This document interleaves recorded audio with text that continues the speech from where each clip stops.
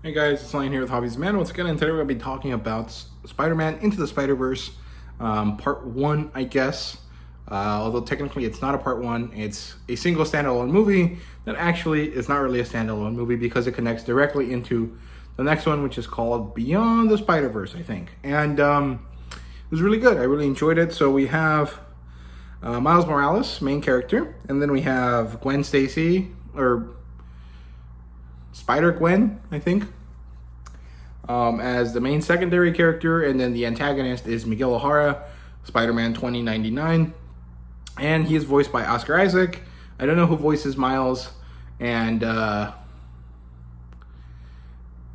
Gwen is Haley Steinfeld, I think, the girl that does the show with Hawkeye, right? So yeah, overall, really loved this movie. It was 2.5 hours long, and it didn't feel like it at all. It was an amazingly well-paced movie. It was insanely enjoyable, and it was more or less very clear in terms of how the multiverse works. The way that it was explained and the way that, things are happening is immensely clear and easy to understand, which I think is a positive because unlike the usual Marvel fare that we've had, it's not clunky. It's not unnecessarily difficult. You basically understand, hey, there's a multitude of universes. Each of them has a Spider-Man, except for a few of them.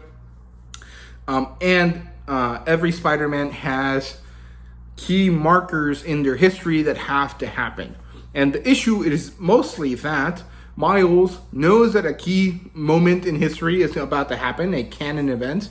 But because of what it means, he doesn't want to have it happen because it would basically be like, a set of losses that are too difficult to deal with very quickly, right?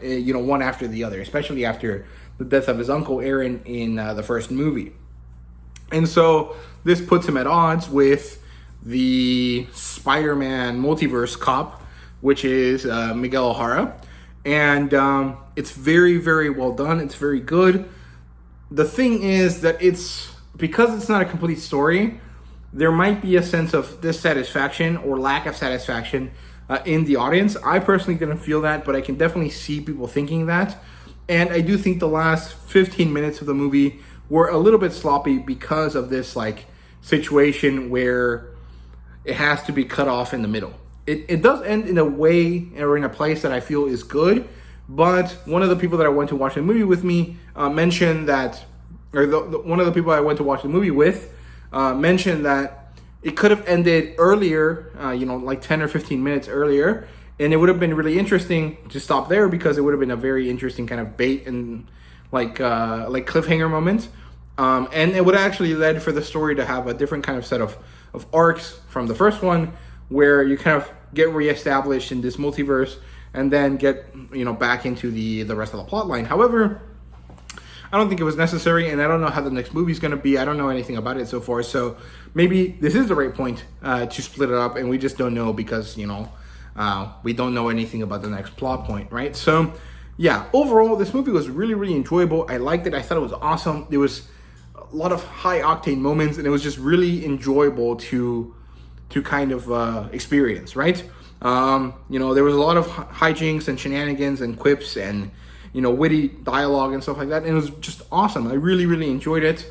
I liked the plot line a lot. I thought it was good. I thought that it was good that it started pretty low level, as in you're fighting against this guy called the Spot, and he's a loser. He is the lowest of the low. But then you get the reveal of his backstory and how it directly ties into the first movie, and then you get the situation, which is this guy is super smart and he can figure out his powers if given the push to do so.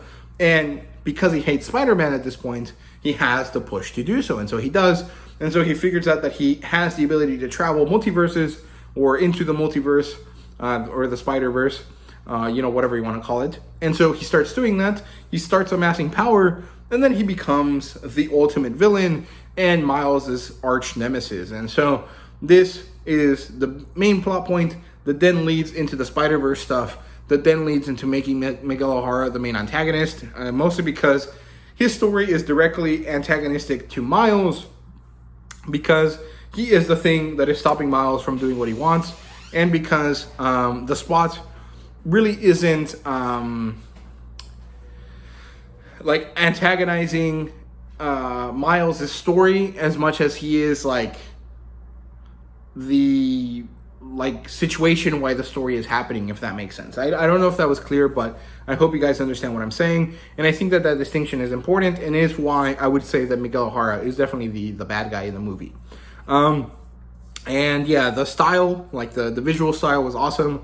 The incorporation of the comic books and the comic book, you know, explanation bubbles, and the way that we introduce a bunch of different, you know, characters. You know, we have a black woman, we have a woman, we have a guy from India, we have Miles, we have Miguel O'Hara, who's Hispanic, we have, you know, Peter B. Parker, the, you know, the usual one. We have Mayday, you know, Peter Parker's little daughter.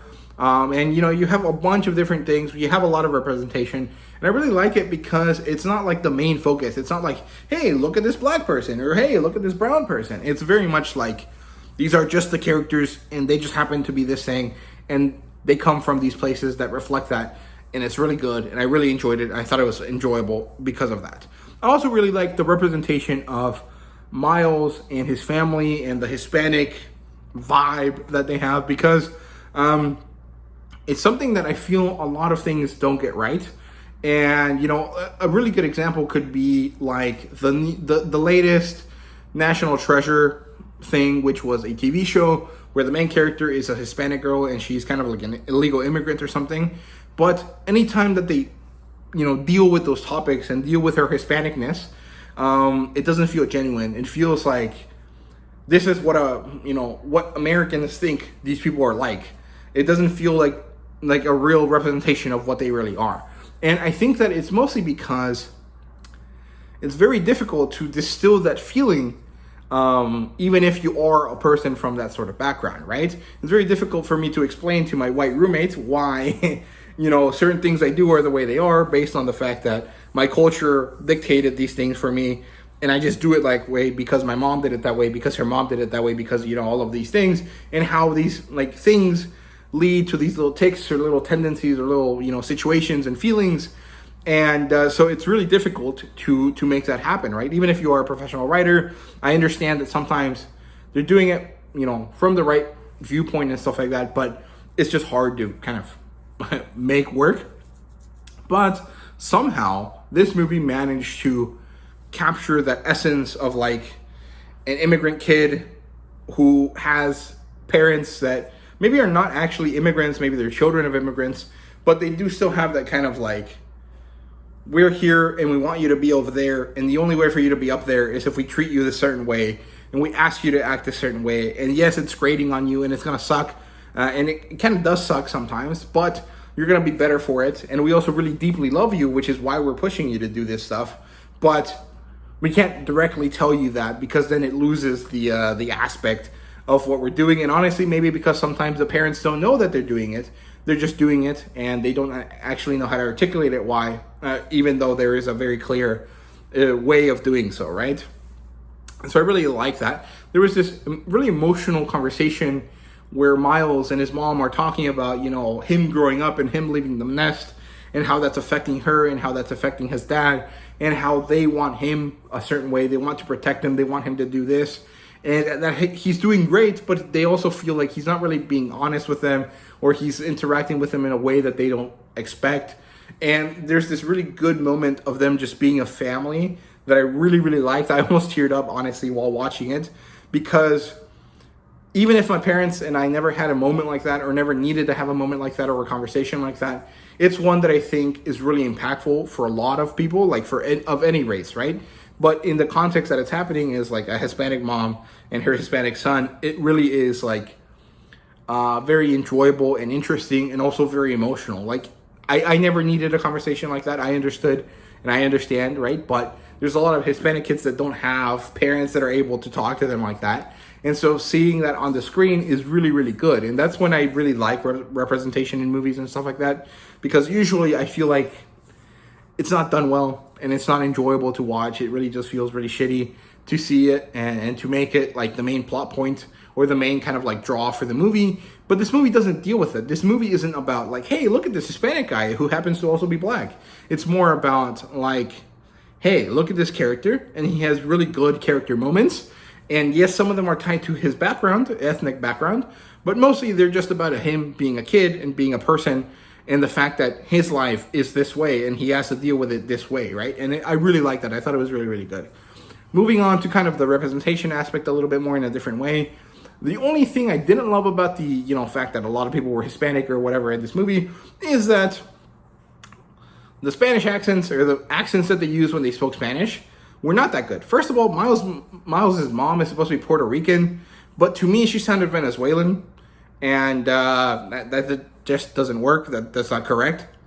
Miles's accent works in the sense that a kid that's third or fourth generation is going to talk like that, and I definitely got it. But because it feels like maybe I don't know, but it feels like he shouldn't be like that. He should be a lot more closer to like being, directly related to where he was initially from, or like where his ethnic background's from. It feels like his accent felt a bit worse than it really should have been, and it doesn't really matter, but it didn't work for me. And Oscar Isaac's accent, I think was flubbed a little bit. Like, I don't know if he actually talks like that when he speaks Spanish. I think he actually speaks better in Spanish than he did in the movie, but I don't know. I think it's just because the way that Spanglish is used, or the way that Hispanic people use Spanish while they're speaking English, isn't easy to capture.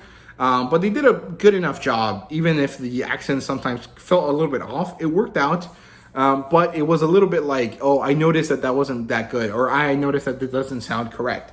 So it's a really minor nitpick. Most, American audiences might not pick up on it, but I definitely did. And it's something that some people will not notice and kind of affect their enjoyment a little bit, but not in any major way. This was still a 10 out of 10 movie for me. So yeah, there you go. That's it. I really liked this movie. I thought it was awesome. I liked the emotional beats. I liked the sheer craziness of stuff that was happening. I love the color palette. I love the music. I liked everything about this movie. It was awesome. It was amazing. And I hope you guys watch it in the movies here soon. So yeah, thank you guys very much for watching, and see you guys later.